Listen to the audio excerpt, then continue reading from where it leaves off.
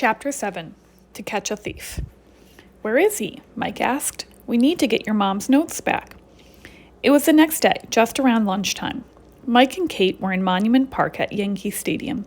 They were crouched behind a big stone wall. "Shh," Kate said. "We have to hide and be quiet so we can spot him first. Then I can call my mom." The second Subway Series game was due to start in about an hour. Fans walked through Monument Park, checking out the plaques and special monuments to famous Yankee players, owners, and managers.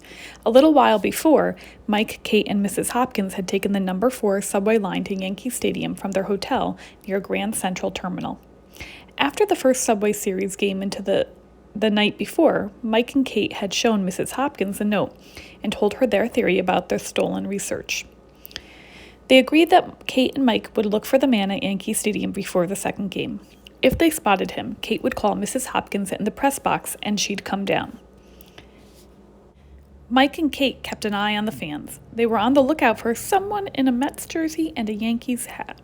Out on the field, the Mets were taking batting practice before the game. "Hey, there's Babe Ruth," Mike said. The last time Mike and Kate had visited Yankee Stadium, they solved the mystery of Babe Ruth's ghost.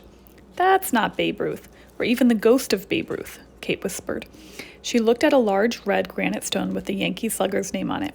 "That's just his monument." Mike shrugged. "It still counts as Babe Ruth to me," he said. They watched one fan after another enter Monument Park through a door at the far end, but none looked like their thief. "Hey, look," Mike said. He pointed to a man who had just stepped through the door. Kate squinted.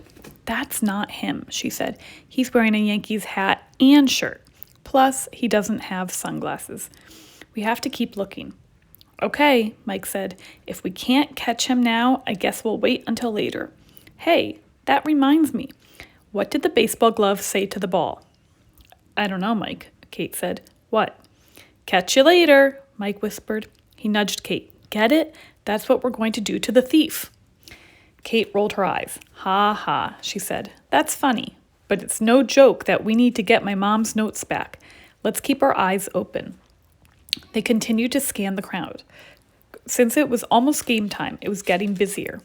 Suddenly, Mike ducked down. "There he is," he said. "That's got to be him." Kate glanced at the doorway. A man wearing a Yankees hat and a Mets jersey had just entered the park. He had sunglasses on and dark hair. The man seemed to be looking around at the other fans as if he were searching for someone. Mike and Kate moved to the far corner of Monument Park and hid behind a group of people. "Aren't you supposed to call your mom?" Mike asked. "Let's wait a little bit longer," Kate said. "I want to make sure it's the right person before I call her." Announcements boomed over the loudspeaker and fans filled up the seats in the stadium. Mike and Kate kept their eye on the thief as he circled the park. They stayed out of his line of sight and hiding behind the wall or monuments as needed. Finally, he stopped near the front wall and looked at his wrist. "His watch," Mike said as he shook Kate's shoulder. "It's silver with a blue and white band, just like the hot dog vendor said. It's got to be him." "Wow, you're right," Kate said. Mike squinted a little. "I can't really see his face, but he reminds me of someone I've seen before." Kate nodded. "I know," she said. The man took off his sunglasses and rubbed his eyes. They could only see the side of his face, but Kate stopped and stared. "It can't be," she said. "What's he doing here?" "What do you mean?" Mike asked. "What's who doing here? It's the thief. We knew he was going to be here." Kate stood up. "Let's go," she said. She started running toward the thief. "Are you crazy?" Mike asked. "We promised we would wait for your mom." But Kate didn't stop. Mike jumped up and ran after her. He was just about to grab Kate when the man turned around. His face broke into a huge smile. He opened his arms wide. Kate sprinted the rest of the way toward the man. At the last second, she flung out her arms and wrapped them around the man in a huge hug. He dropped his sunglasses and hugged her back.